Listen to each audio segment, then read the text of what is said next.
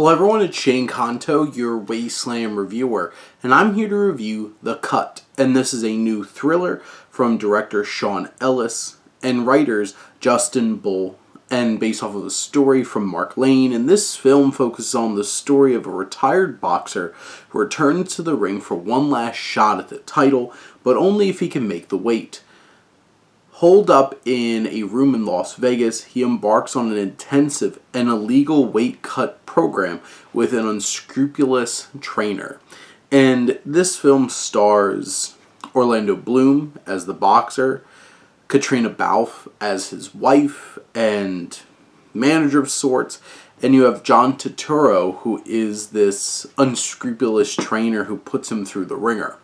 And from a directorial standpoint, I think Ellis does a really good job of building tension and really putting both our main character and the audience in a place where they're in an unnerving situation and you feel the dizziness, the disorientation. I think towards the last third of the film, it starts really leaning into more obvious ways of trying to disorient the audience, and it feels a little hokey compared to the rest of the film, because to be perfectly honest, up to that point, I think Ellis was doing a great job of being able to find the tension and suspense in every moment, because there is so much tension in the air. And the film keeps cutting back to these flashbacks to our main character as a boy in these uncomfortable situations of violence and trauma with his mother.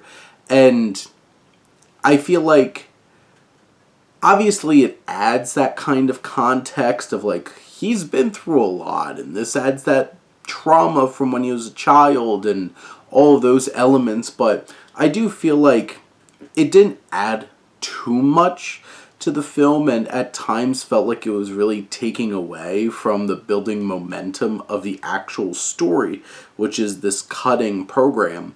And it didn't add anything that was worthwhile in terms of committing all that time to these flashbacks. And obviously they were tense and uncomfortable scenes to watch, but I think the story as is had enough tension and build-up and shocks. There's some really messed up stuff, particularly towards the end of the film. But in general, narratively, I feel like this film is pretty simple, and in terms of going from here to here, they set up all the archetypes of these characters, and most of them are pretty one-dimensional and fit exactly what they're supposed to mean in terms of the plot. And besides some really uncomfortable elements towards the very end of the film, I think for most of this film it's pretty expected what's happening. And these characters, I feel like our boxer is a pretty generic, straightforward protagonist put in a uncomfortable situation. I feel like the performers added more depth to the characters than that were really on the page. And when you take a step back, I think Ellis was given a pretty stripped down kind of story, and what was accomplished was really making it come to life with the tension and the suspense along the way.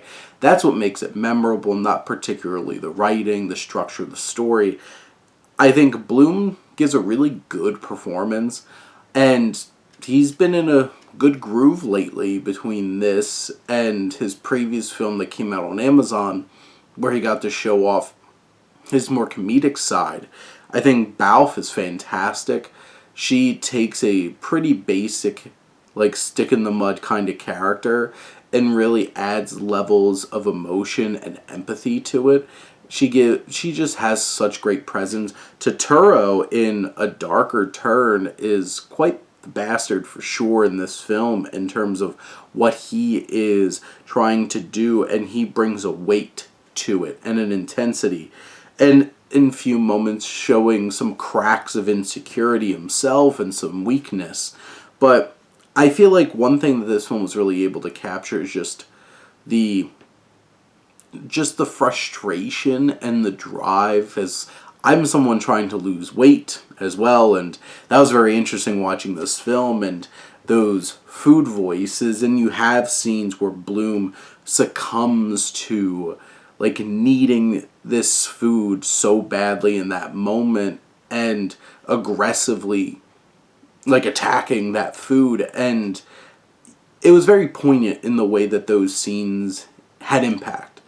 I just feel like as the film goes on, it gets a little too ridiculous, and I think that the plot almost jumps the shark at times towards the end, but it's still able to deliver a compact little thriller that has some strong performances to help elevate along with this intense and suspenseful direction.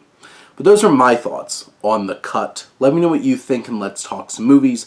But thank you as always for tuning in and supporting your Wasteland reviewer.